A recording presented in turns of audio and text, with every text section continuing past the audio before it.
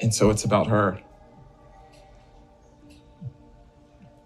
How do I nurture her? How do I protect her? How do I affirm her? I really want to affirm her. So now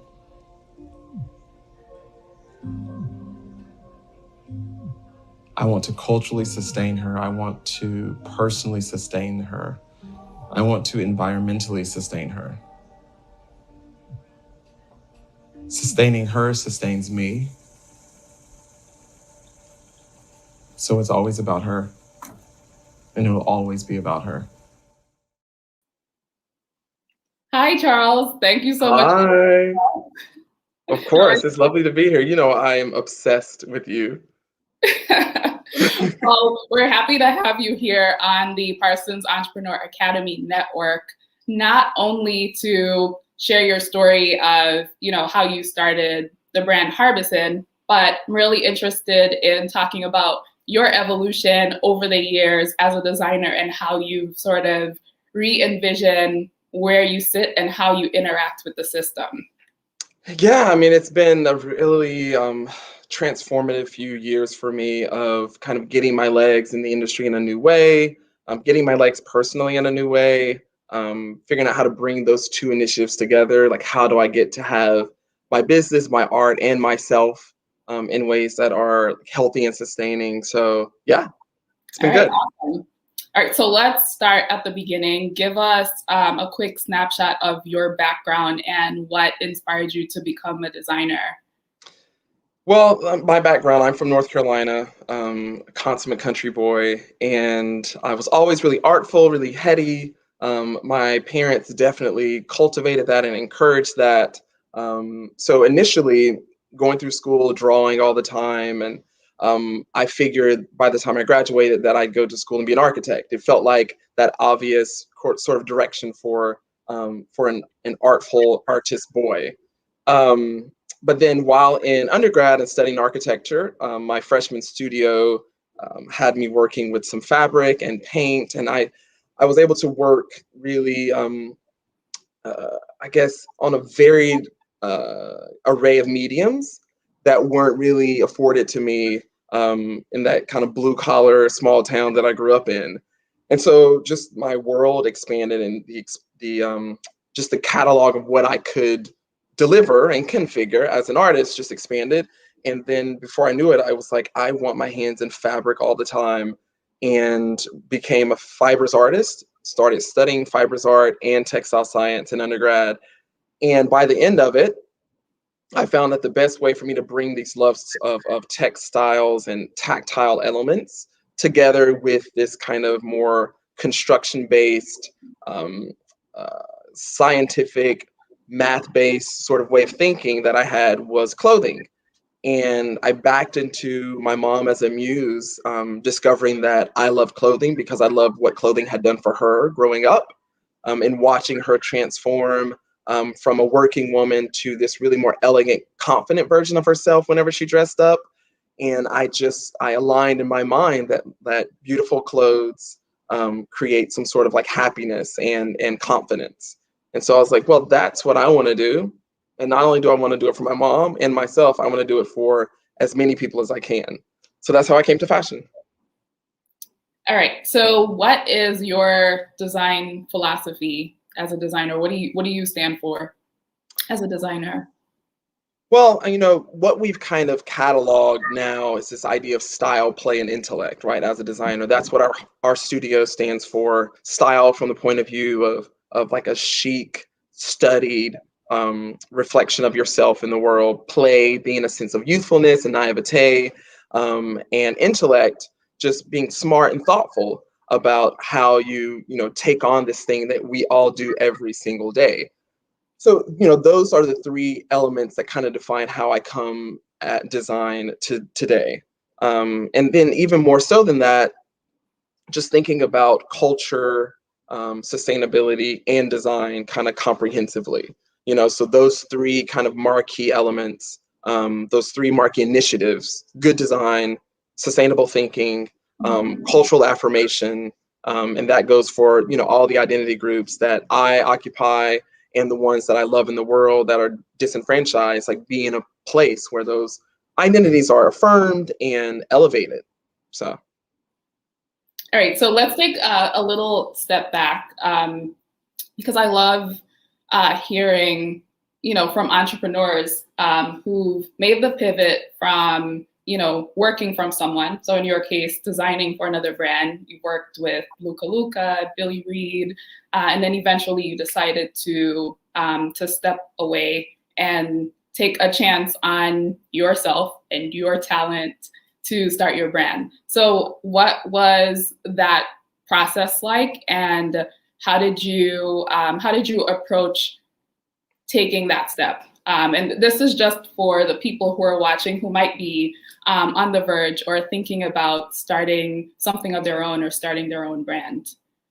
Yeah, totally. I mean, that's a really scary, big, life-shifting decision to make.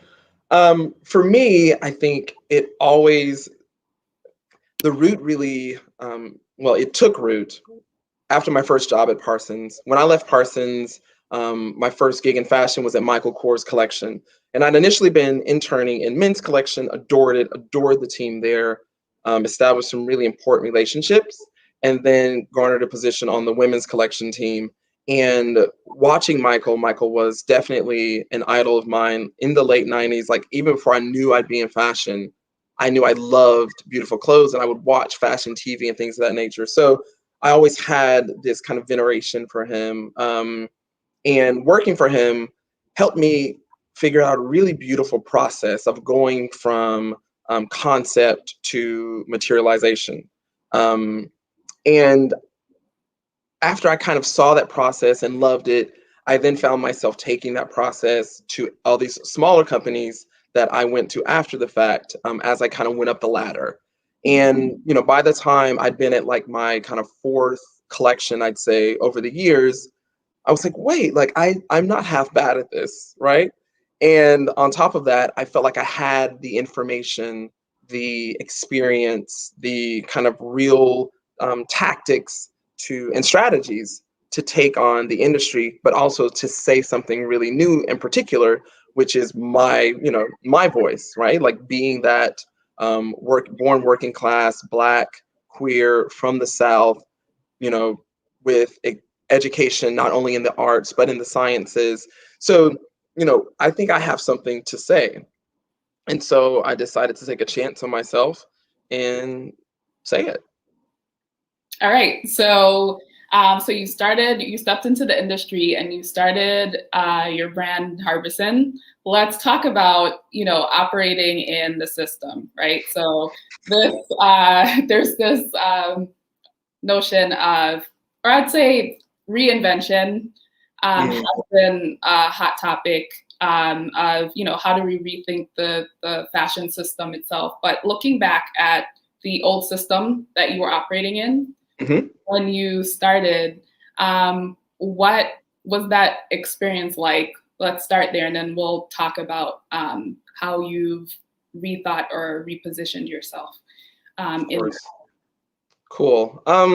Well, I loved the system because I saw it working for these brands I was working for, right? So I came to really depend on the system of research and garnering market response, looking at key customers and buyers and stockists, replenishment, positioning yourself to supply the needs of said buyers and stockists, 4 collections a year. Like, I saw that really working, expanding and diversifying your product category as quickly as possible to satisfy even more buyers.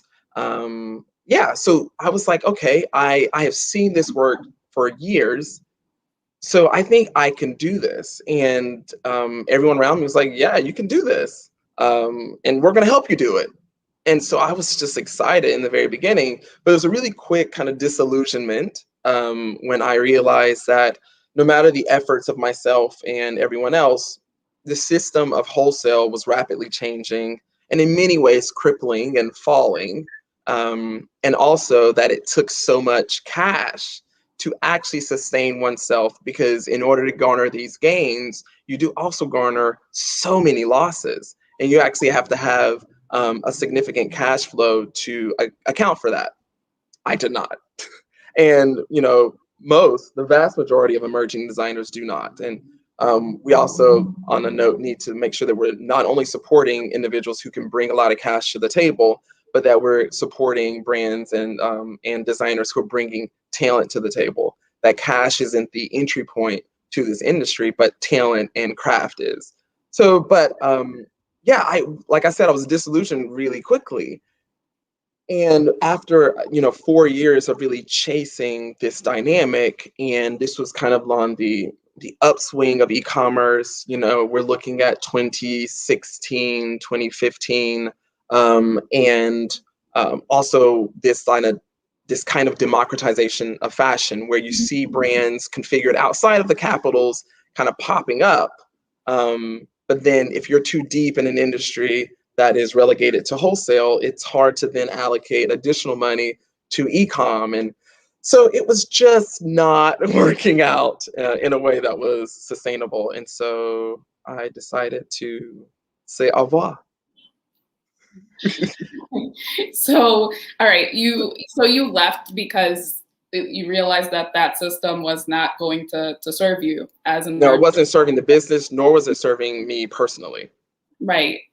So what was your journey like once you left that old system, and how did that sort of prepare you or help you to refresh and rethink and reemerge in a way that gives you more agency as not just a designer, but a creative entrepreneur in general? Definitely. Well, initially the extraction was incredibly difficult, and honestly, just to be really honest, quite messy for me. I just didn't quite know. I built a particular lifestyle in New York with an industry, or at least a craft, that I adored, and so it was a lot of heartbreak to remove myself from that, and to some ways kind of shelve that version of the dream, and to kind of come to a point of like personal honesty and say, you know what, like this is actually not how you're going to materialize this vision.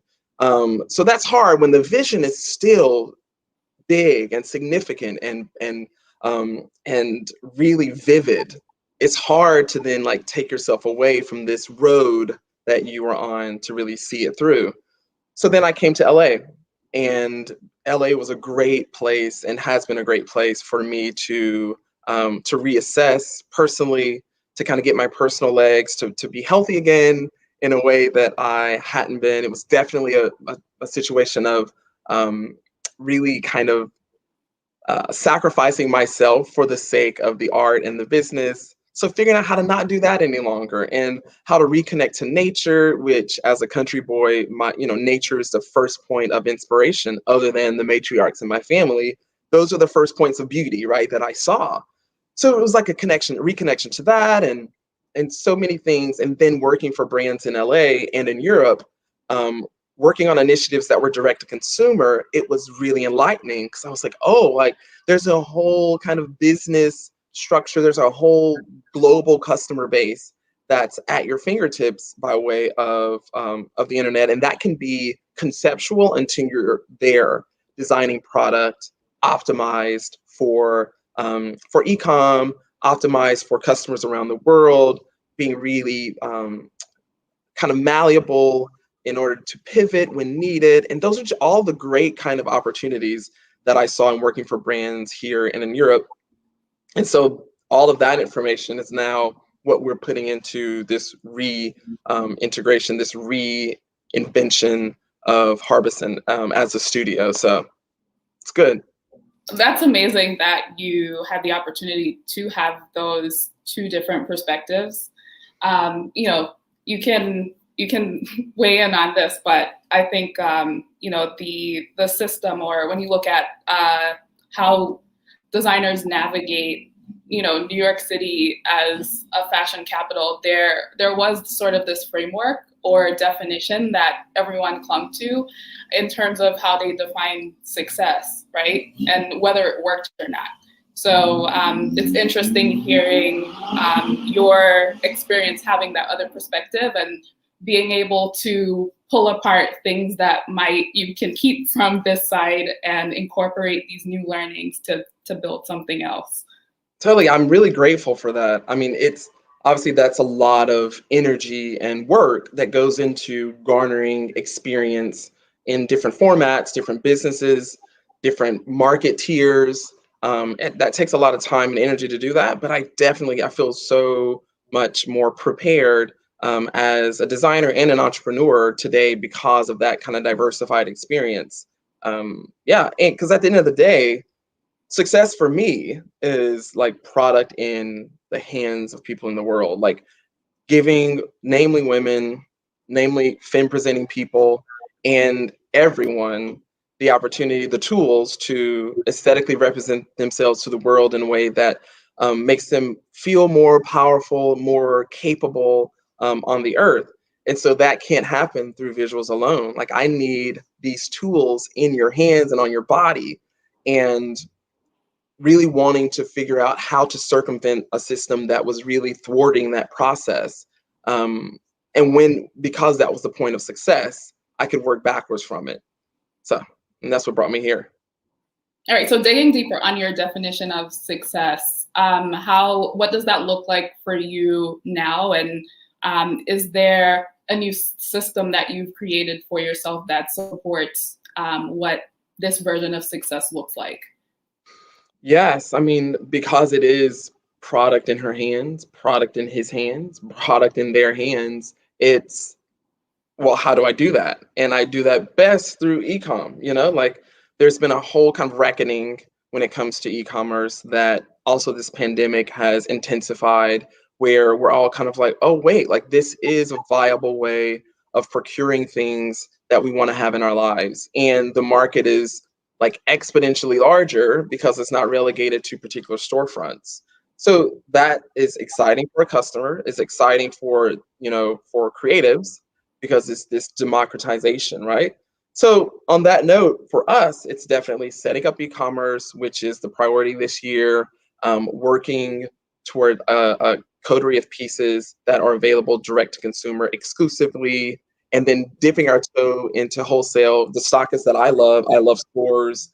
That is very important to me, but really being more thoughtful and less desperate about garnering those partnerships, because you don't have to. The relationship that's more important to me than a relationship with a store is a relationship with my customer, period. And that is the goal. And that's what we're working from. And which also then speaks to some of the partnerships that we've been able to take on this year, which have made that so much more possible. All right, so this is a great segue into partnerships, right? I love the term that you just used, right? Not approaching things out of desperation, especially when it comes to partnerships. So let's talk about the lessons that you've learned over the years and how it's changed the way you approach partnerships and how you go about protecting yourself and showing up with more agency in those situations. Yeah, I mean, it's really taken maturity. You can't really blame a young designer, a young creative, wanting to be, presenting eagerly, and wanting to like jump at every opportunity to get her or his or their work in the world. So when I look back at those partnerships that I made, or saying yes, these years of yes that I had, it was kind of important and needed, right? A lot of loss, but some gains and some really cool wins as well. Now, like I said, there's that disillusionment where I'm kind of like, it's not about being jaded.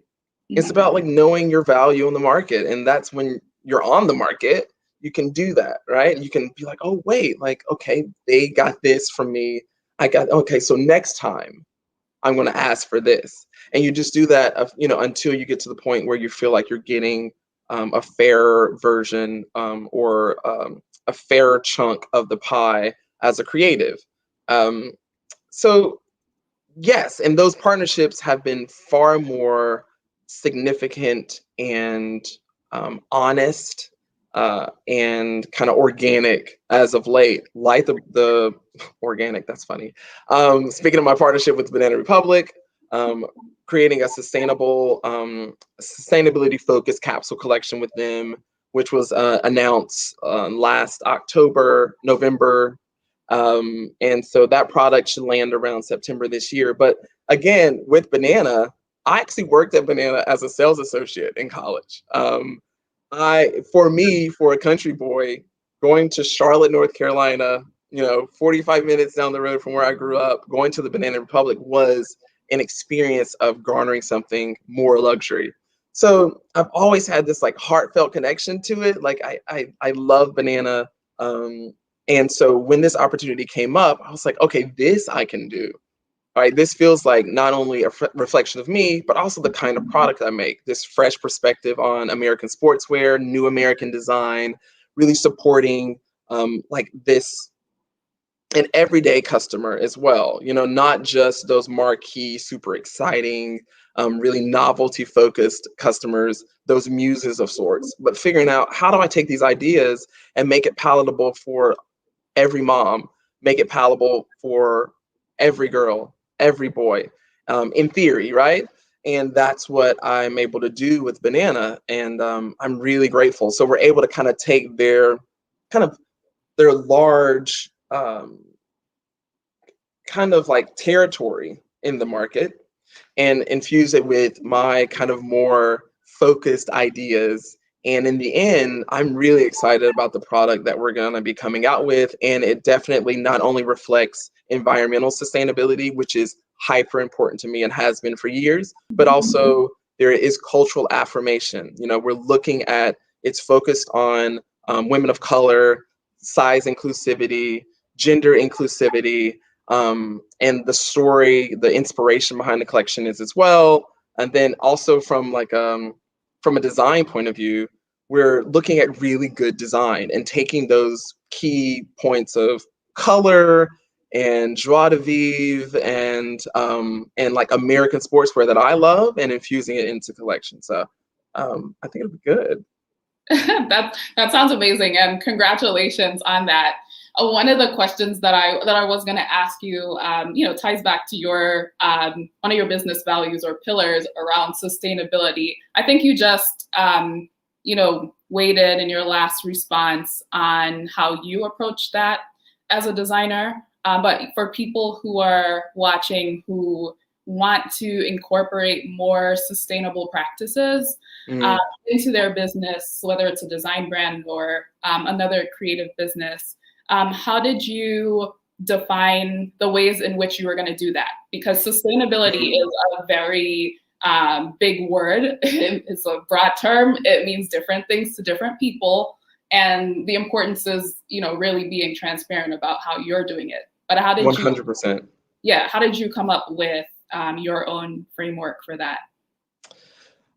Really, it was something, Carly-Ann, that we backed into. So I kind of figured out at some point, like, oh, wow, it's inherent to being an emerging brand and an emerging business to be more sustainable, right? I'm exclusively working with craftspeople who are close by. So local labor is the bare bones of the business. Working with dead stock materials, yet we're always looking at something available. Rarely asking a mill to weave yardage for us. We're always looking at what's available. And then even culturally, being that I was raised working class and a country boy, our lives were already super farm to table inherently. So, there was going strawberry picking with my grandmother, shucking corn with her on the front porch, walking, riding your bike, all of these things that are kind of pulled together now and packaged as a more sustainable lifestyle is actually incredibly natural to working class and poor people in more rural areas. So I just had all these connections to it, and I was like, oh wow, like this matters to me beyond the point of inspiration, beyond the fact that like being in nature is inspiring to me. it is actually in our business. So let's lean into it. And so that's what we've done, so that we are working exclusively with dead stock, so that we are incorporating far more organic recycled components in the clothing, working with amazing innovative entities on recycled materials and sustainability, who are eons ahead of what we're able to do independently, but utilizing these beautiful businesses where they're configuring 100% recycled yarns, which is difficult to come by. Another business that has technology where they can chart from like from recycled components all the way through to final material, so that the customer knows what portion of this product was derived from what recycled material. So there's all of these things that that kind of make a comprehensive approach to sustainability, and that's how we're trying to do it. But I think butting it up against cultural sustainability is key. Looking at all the things that I said before regarding working class and poor people, understanding that highlighting sustainability, it means that we can't also dismiss the fact that it can be a really class-based conversation. It can be a really quite race-specific conversation. So making sure that we're being inclusive about like how different identity groups can and do already support sustainable measures and ideas. And then personal sustainability as well. Like I need to feel good in this process as a customer, as a designer. So all of these things need to come together so that this initiative is actually materializes in a way that changes the course of climate change. And we can't leave one of them out, in my opinion. Amazing. So let's talk about, this is one of my favorite questions to ask any entrepreneur who comes on here, is on the impact of mentorship, right? Have you had, like, what impact has mentorship had for you, and what has your engagement or relationship been with your key mentors? Mentorship has been key for me from the start, largely because I was always trying to do something that kind of hadn't been done before, at least hadn't been done before in my life. So there was definitely the need for individuals of significance to see my value and then to want to help usher me through these really difficult challenges. So when I think about moving to New York, I think about my internships at Coors in menswear. I had an internship at Jack Spade with an amazing director, Tim Farah, so many years ago. Tim was key with helping me get an internship at Coors as well, because he and the director there, Paul Zumbo, were friends. And so these two men early on saw my skills and saw my talent and decided to usher it, and then were sounding boards for me for years in the industry. And then, through the process of starting my own business and working for other people and hiring interns, they were always really, really important to me. Youth is super important to me. So I have no problem being around Gen Z people, interns. Like, I love it. It's super important to me. I just think that their eye and their look on the world is fresh and innovative and key, and needs to be centralized in almost every conversation, because they get it a bit more even than millennials do, Gen X, and so on. So that's not hard for me. Seeing their value is good for them. It's also good for me. And yeah, that's how I approach it. All right. So what are the 3 greatest lessons that you've learned as an entrepreneur? These are not easy questions, Carly. No, they're not, but 3 biggest lessons. So one, it is knowing your value, so that you're approaching contracts and collaborations in a way where you're not prepared. You won't overly compromise your value and take too short an end of the stick, knowing that as the creative, you are the visionary. You're bringing something to the table that you've groomed for years, and you need to do so partner with individuals who understand that value. because you're both going to capitalize off of it. Don't let them capitalize more than you. So I think that's a really important lesson that I've learned as an entrepreneur. Secondly, I'd say product first. Product. At the end of the day, the work needs to be good. One kind of thing that I often tell mentees and interns is do whatever you do and do it exceedingly well. That will push through, it will break through a lot. I'm not the kind of person that says that it'll be that it's everything, because it's not. And we can see in this really capitalist-based market that your talent isn't everything, but it's never something to compromise.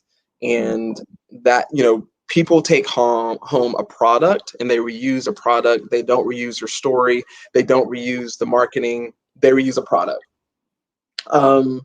And I guess lastly,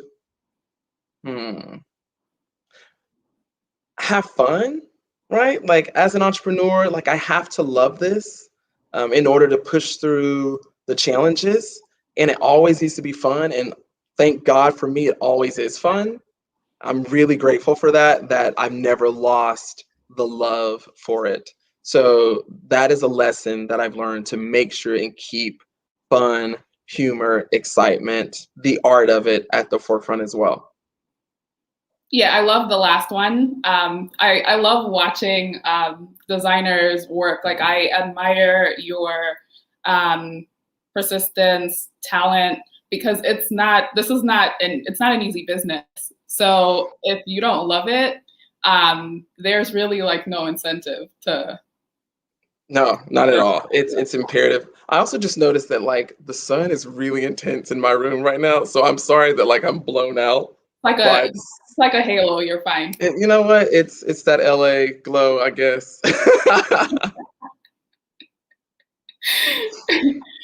All right. So let's talk about the change that you would like to see, right? And this is in the context of designers and where they sit in the industry. Are there any key things or shifts that you would like to see happen that are in the best interest of designers? Well, I think it's in the best interest of designers and the industry. Kind of going back to something that I said earlier, is this focus on craft and talent. Really returning to a place where the barriers of entry to this industry aren't money, aren't networks, not class or those sorts of things, but that it is genuine talent. And I think that will also bolster the customer base's kind of love for beautifully made things. And in terms of the sustainability conversation, reusability is a key place where we need to focus when it comes to fashion. So releasing ourselves from the holes of disposability in terms of fashion, and really kind of helping groom a global customer base that loves the idea of reusing and adoring beautifully made, thoughtful product. And you only get beautifully made, thoughtful product with beautiful, thoughtful designers and product makers. So we have to focus in on talent and let that be the filter. All right. So before we like move to Q&A, last question for you. What is your ultimate vision for yourself as a designer and creative entrepreneur? My ultimate vision is taking over the world. No, I'm joking. Which is okay.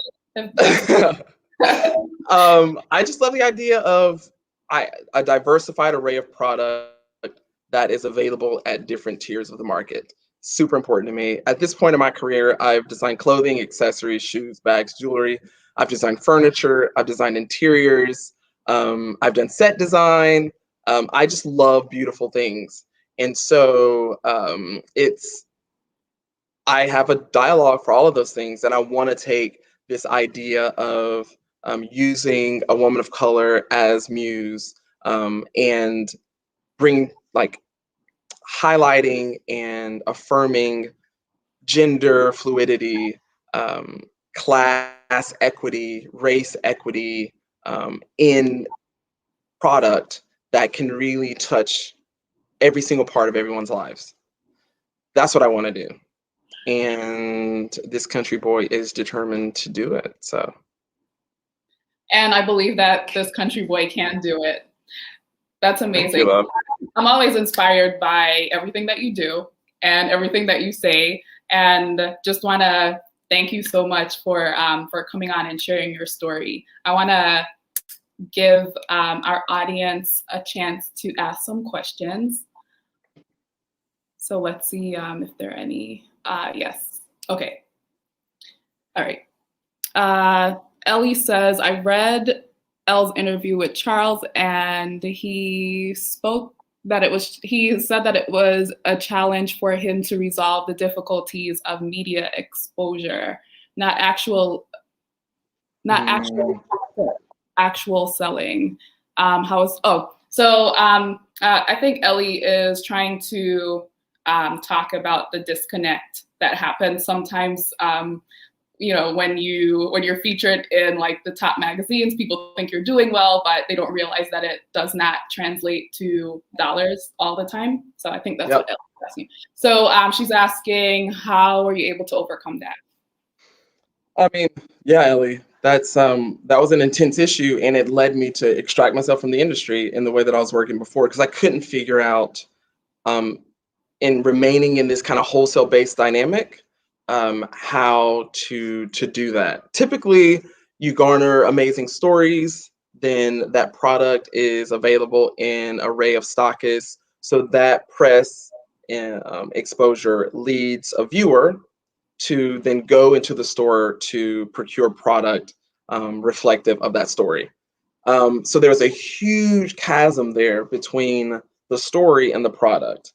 Garnering, these major stockists often took lots of money in order to do that, or the orders were so insignificant that, and there wasn't, significant support around producing it. So it was just a huge barrier. So I decided to remove myself from that dynamic and configure one now where the stories are still important, but instead of having to only go to a third-party entity, you can also come to me. And that's what this version of Harbison Studio moving forward is. That's why we'll have that e-commerce presence, so that we will be able to capitalize as a business on our story, and that a customer can come directly to us, and that we can groom that relationship with her and him. And in addition to that, there's the incentive for additional stockists to kind of be a part of this conversation that we are having directly with our customer. That's a good question. And thanks for reading that interview. Thank you, Ellie. All right, Sophie wants to know, what is your opinion about sustainability certifications in the fashion industry? Well, yeah, there was an amazing article written recently, and kind of about that, this importance of applying certifications to the fashion industry. I think it's super important. I think oversight is key and needed in this industry, because it's become an all-encompassing industry, right? It's not localized, it's global, it's huge, and the footprint on the environment is huge. It's one of the least sustainable, most polluting industries in the world. So it can't be left off the table. It is imperative. It'll be difficult to measure, and I think a lot of businesses will suffer because of it. But frankly speaking, they should suffer, because we have to rectify the direction that we're going.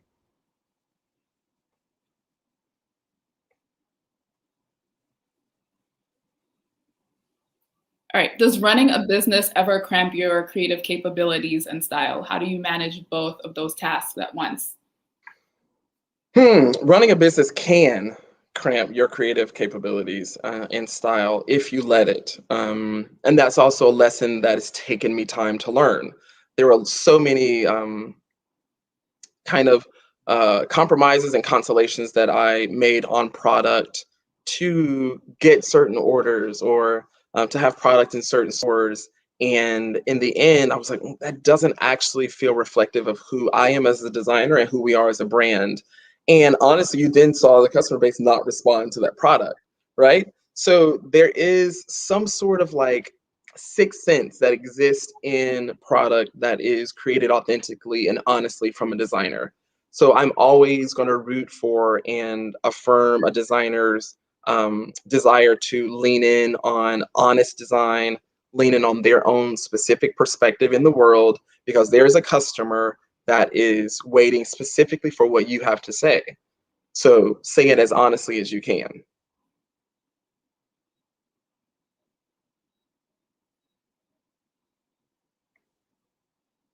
Was there a moment where you felt, I made it, or do you still feel like you're on the journey?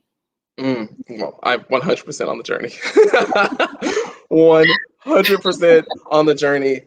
If there was ever a moment where I was like, okay, I've made something that like was a bookmark of like a moment of significance, it was probably when I dressed my grandma, who's passed away now. But I remember the show that she came to in New York from North Carolina, and this was a year before she passed from cancer.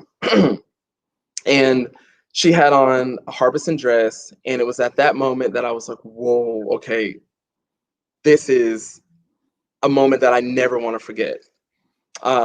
So that is important, and that is a moment where I made it, as in made something. But child, I am 100% on this journey and will be until the day I die.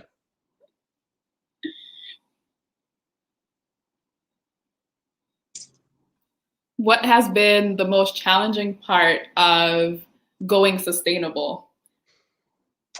Would you say you were sustainable, or did you just was it always a part of your foundation? Yeah, it was always a part of it. I think it can be challenging for big. I've noticed that it's challenging for large companies that I've been able to kind of work with or consult with over the years, because they're kind of taking on something that they've not taken on before.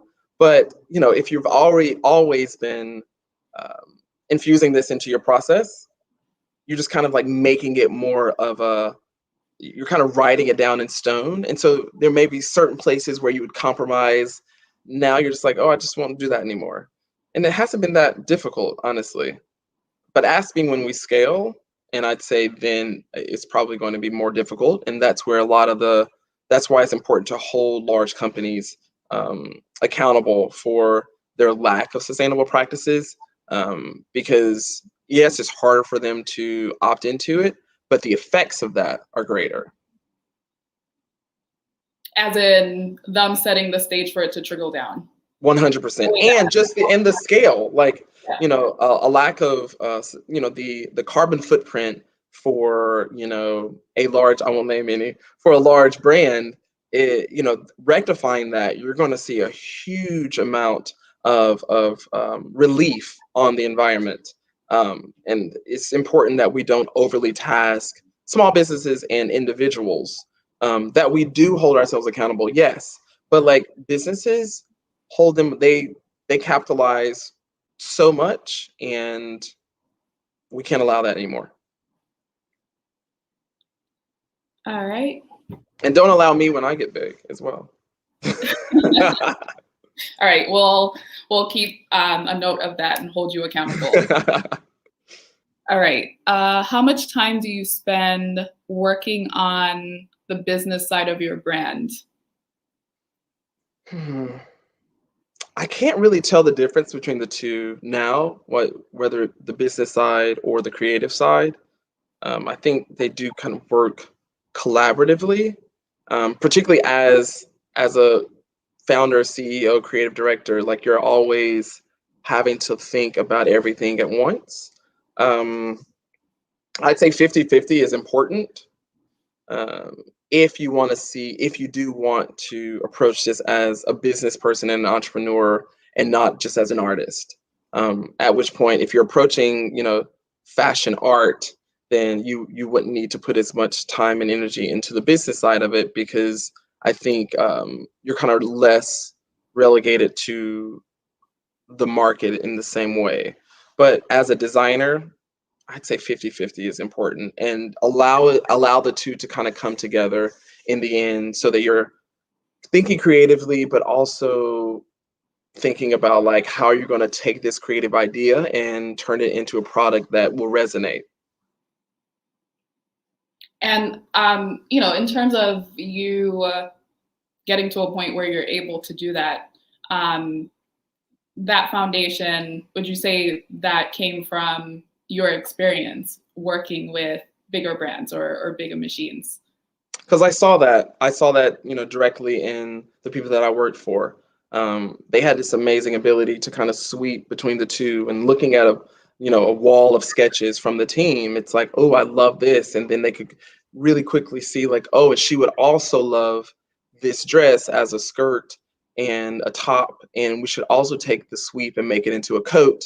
And before you know it, you have this really merchandised array of pieces from one kind of design idea. So you really do kind of cover both worlds.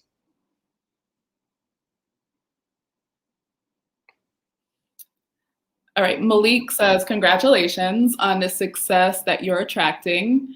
Would you be willing to speak a little about your creative process from inspiration to finished garment? First, thank you, Malik. Inspiration from inspiration to finished garment. For me, it starts with a story, something random, either that I've read or that I've kind of daydreamed in my head, and then it's pulling together mood board of images that kind of speak to different parts of that story. If it's a story about, I don't know, let's say a farmer woman who took a trip to outer space and then came back with, I don't know, like stones, and then decided to make a sculpture out of the stones. Whatever. I love random stories. And so then you're going to have a mood board full of images that kind of relate to each point of that story. You're going to have images of space. You're going to have images of farm life, stones, sculptures, and I put all of those things up on the board and allow them to cross-pollinate. I like that bit of fusion because in the end, I feel like you come away with something that is special and that isn't a regurgitation of what's on the market already. So that is kind of how I work from a point of inspiration. And then I take all of that, it becomes a part of fabric sourcing, it becomes a part of the sketch process, going back to that same board always, buttons, notions, accessories, going back to that same board so that everything, though it materializes differently, the root of it is the same bit, the same comprehensive mood board. And then in the end, you make product that is in line with the product that you make, and you come up with something that is honest to you, but also honest to the story. And the goal is that it's fresh. Thank you, Malik. Oh, Malik has another question. How has your artistic background influenced your work? I come to this purely as an artist first. So my artistic background doesn't influence my work, it just is my work. If I'm not artistically excited, then it just doesn't go anywhere. My process as a designer was largely rooted in my initial schooling as a fine artist. All right, I think that was our final question. Well, thank you so much for coming on and having this conversation. It was great hearing about your evolution, and there's so much that you talked about in your journey that I think will spark some inspiration in aspiring designers who are trying to start today, because the system's not the same, and there are no rules. Or not, there are no rules in terms of the way that people looked at it 5-6 years ago. So totally. And thank you, Carly-Ann, from the bottom of my heart. This was fun. And like I said, I always love talking to you, and I'll talk to you soon, I'm sure. All right. Thank you so much, my Gemini friend. Exactly. And thank you everyone who tuned in tonight. Please join our network at parsonsentrepreneur.com, and you'll be able to see other inspiring interviews like the one I just had with Charles. But thank you.